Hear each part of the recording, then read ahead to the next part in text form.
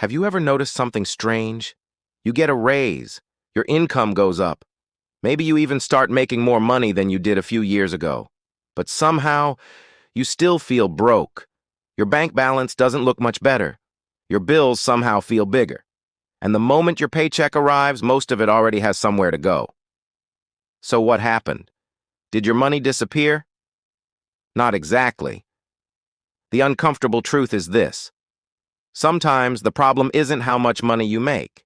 It's what happens to your lifestyle when your income increases. And once you understand this, you'll start looking at your money completely differently. 1.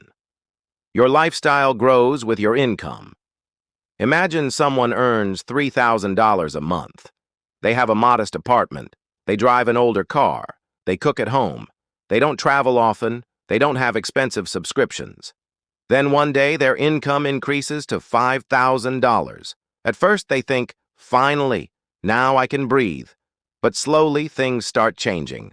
A nicer apartment, a newer car, more restaurants, more deliveries, more shopping, more subscriptions, more weekend trips. Nothing feels outrageous individually. That's what makes the trap so powerful. You don't usually make one giant decision that destroys your finances. You make dozens of tiny decisions, and each one seems reasonable. The problem is that your income increased, but your definition of normal increased with it. This is called lifestyle inflation, and it can quietly consume every raise you receive. 2. More money can create more wants. Here's something most people don't realize. Money doesn't just increase what you can buy, it can increase what you think you need. When you have less money, you might think, I just need a reliable car. After earning more, the thought can become, I deserve a better car. Then, why not the premium version? Then, I can afford the monthly payment. Notice what happened. The question changed. You stopped asking, do I need this?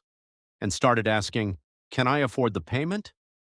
Those are completely different questions, and this is where people can get trapped, because something being affordable doesn't automatically make it financially smart. 3.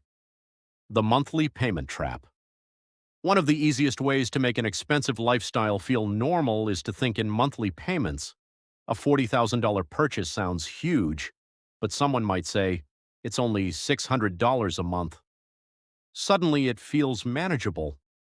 The same thing happens with phones, cars, furniture, subscriptions, loans, and even vacations.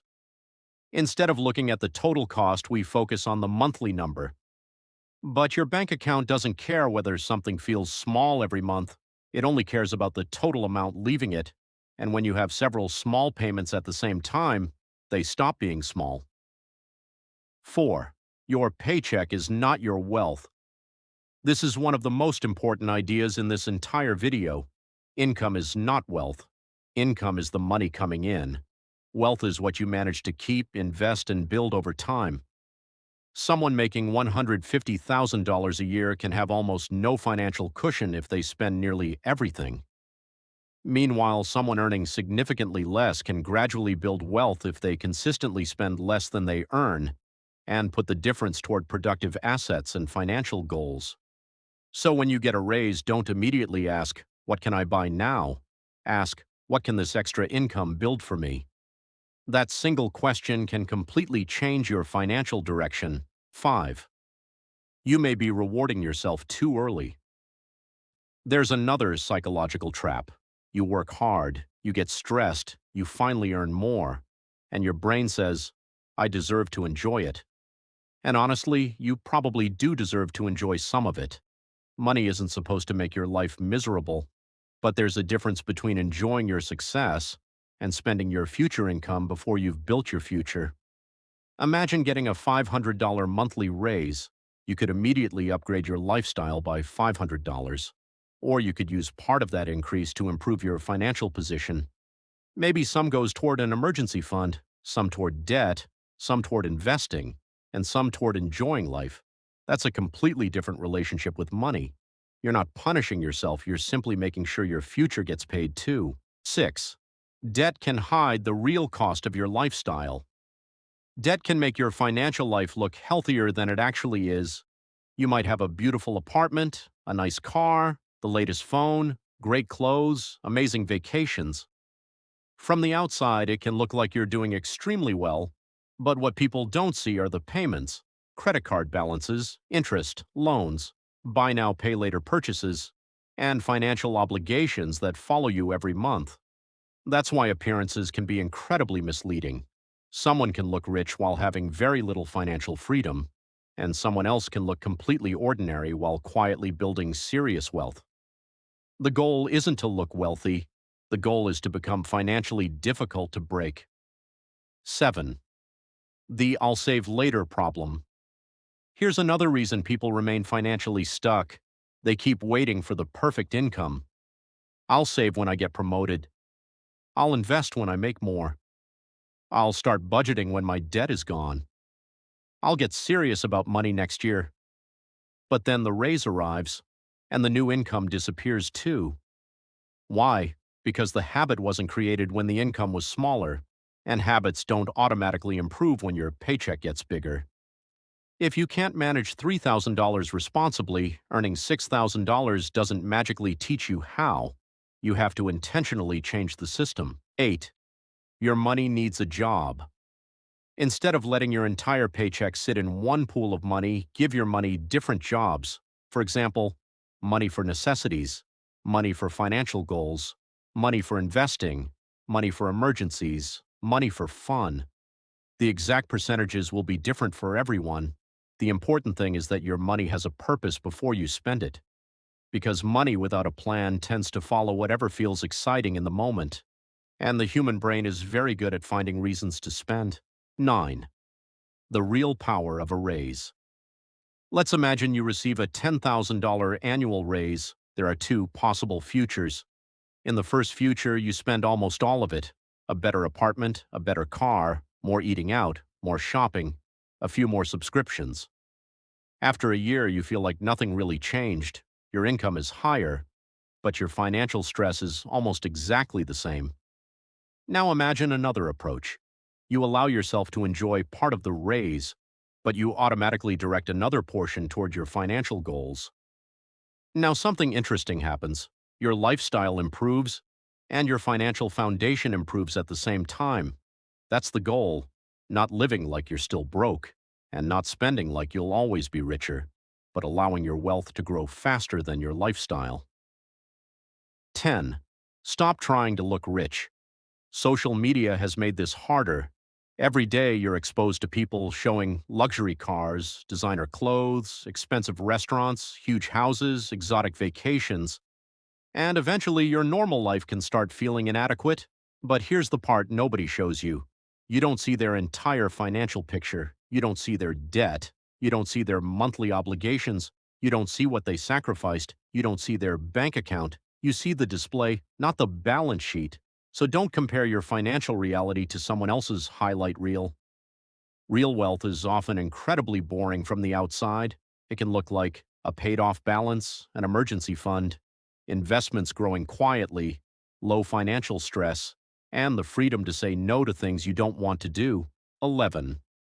The goal is not to never spend. This is important. Becoming financially successful doesn't mean you should stop enjoying your life. You don't need to reject every coffee, every restaurant, every vacation, every purchase. That's not sustainable for most people. The goal isn't spend nothing. The goal is spend intentionally. If something genuinely makes your life better and fits your financial plan, enjoy it. But don't automatically increase every expense simply because your income increased. That's the difference between intentional spending and lifestyle inflation. 12. Try this with your next raise. Here's a simple rule you can experiment with. The next time your income increases, don't immediately increase your lifestyle by the same amount. Give yourself time. For example, if you receive an extra $500 per month, don't automatically find $500 worth of new expenses. Instead, decide in advance where that additional money will go. Maybe some toward your financial safety, some toward investing, some toward debt reduction, and some toward something you genuinely enjoy. The exact numbers depend on your situation, but the principle is powerful. Don't let your lifestyle automatically consume your progress. 13. Ask yourself these 5 questions before making your next major purchase. Ask yourself, number 1, do I actually need this? Number 2, would I still want it if nobody knew I owned it? That's a powerful question because sometimes we're not buying the thing, we're buying the feeling associated with the thing. Number 3, am I looking at the total cost or just the monthly payment? Number 4, will this purchase make my future easier or harder? And finally, number 5, if my income disappeared tomorrow, would I still feel financially safe? That last question can reveal more about your financial health than your paycheck ever will. Conclusion. So why are you still broke even when you earn more? Sometimes it's not because you're not earning enough. It's because every increase in income is immediately followed by an increase in spending. You earn more, so you spend more. You spend more, so you need to earn even more. Then you earn more again. And your lifestyle grows again, and suddenly you're running faster, but you're still standing in the same place. The way out isn't necessarily another raise. Sometimes it's learning how to keep a portion of the raise. Because the moment your income starts growing faster than your lifestyle, something changes. You stop simply earning money, you start building financial freedom. So the next time you get a raise, don't ask, what can I afford now? Ask, what can this extra money do for my future? Because earning more can change your lifestyle, but keeping more can change your life. If this video made you look at your money differently, subscribe to Rich Mind Academy, because we're not here to simply learn how to make more money, we're here to learn how to think differently about money. See you in the next video.